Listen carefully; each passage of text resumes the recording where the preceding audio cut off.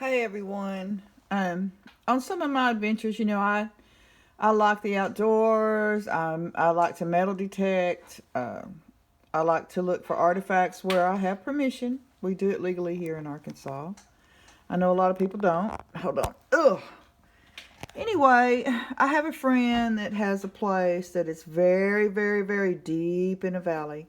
And my son found some fossils there, which I don't have any of his fossils. I will get them. And they're a common fossil, but they're really, really cool fossils. But I found, in the area where we were, I found this. Now, that to me is a broke off point, knife tip. We're talking, paleo in this area, maybe even farther back than that. This was under a rock in a creek, a big rock. And along with this, I found this, which I believe is a scraper. I mean, look at it. You see so many things, but come on. Look at that. Like I said, thousands of years in a creek. I mean, to me, that looks like that was worked at one time. I do not know artifacts at all. I'm a big fan of Rocks Cousteau. The man is a genius. I found this, and I think this is part of an atlatl, or I don't know. Y'all tell me.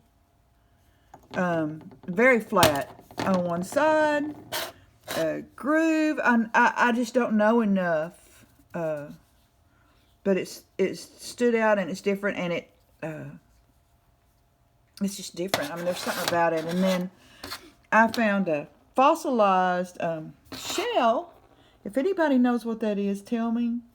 I really don't know. I was very excited about it. Golly, how many millions of years old is that? You gotta wonder. Okay.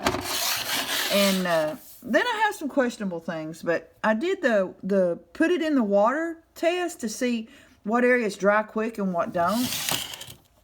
I was metal detecting a very early, probably 1830s, 1860s home site. And this was laying there, and it fits my hand. It's flat. It's got grading. You wash them clothes. Wash them clothes on the washboard. So I don't know if this is native. I really don't think it's native. I think this is an old pioneer woman's hard working, let's scrub the clothes stone. I don't know. I found pottery from the 1860s there. And I also found this there, which was, now this is an area of a forested area that has never been timbered. It's a preserved old homesite area, but I found this. But the grading on it, it goes sideways. Now I know they do birds. They did birds. I don't know. I'm asking anybody that can tell me, because I value these things so much. I really don't know, but there's no way a tractor or anything did that to that, where this was. That was hand done. There's just no way because of the area. And then in the area that I found this and this and this and this, I found this. And I grabbed it because it looks like the state of Oklahoma. Look at that cutting on the end of that rock. Look at the grooving here.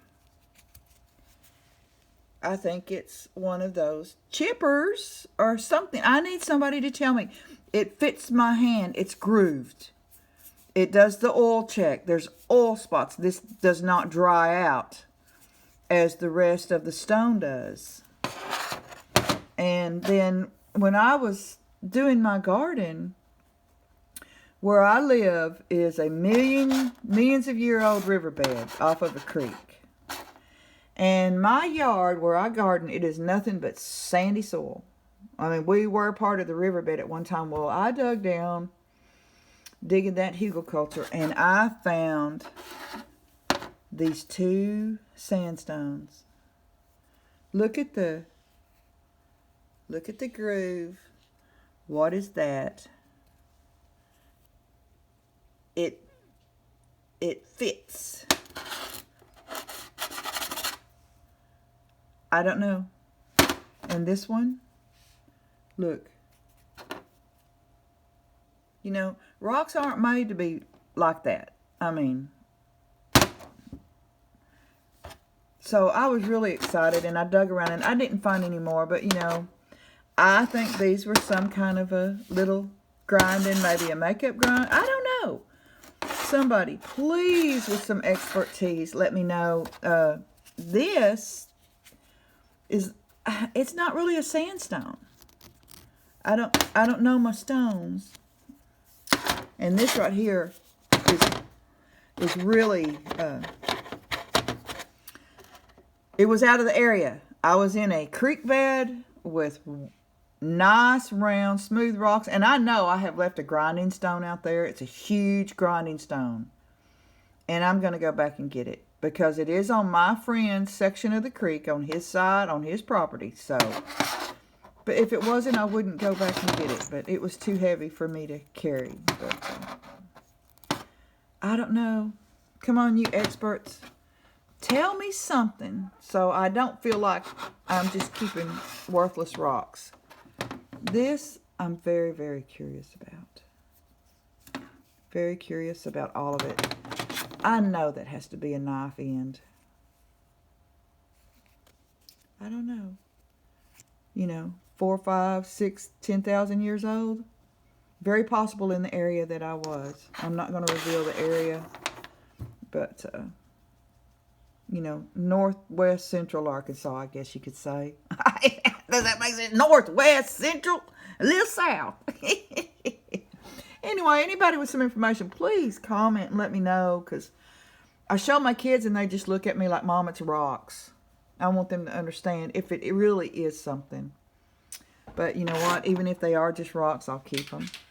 And I wanted to show y'all, in my metal detection club, I have been gifted these recovered Civil War bullets. They were dropped. This one was dropped. This one was dropped. One of them had a niche on it.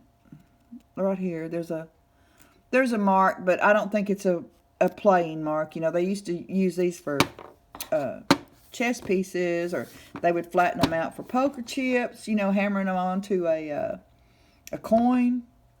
But I was very blessed to, I found one in a seeded hunt, and then a good friend that helps lead the club, he gifted me one. Because some of these guys have done their research and they know right where to go find these horrible things of destruction that destroyed lives and destroyed this country. I don't know. I mean, these are a 3-ringer, so big battle here where I live. It was a massacre, so you know, a lot of history in that right there. Who was the young man that dropped it? You know, they had in case you don't know, the back was paper, and that's where the gunpowder, it was packed in there, and it come back here. And if they got wet, they were in packs. I can't remember. Somebody knows, 12 or something. If they got wet, they just throw down a whole handful of them. And that's why we find so many like this that they call dropped. Anyway, any information, people? Like I said, I am a multi-interested person. I do multi-things. A lot of adventure. Because I will not be the person that says I wished I had. I don't care what my arthritis is trying to stop me from doing. I am determined to live my life. And my little grandson, who is almost 4, we were at the park, and he wanted to jump on the fireman pole. See, that's a grinder.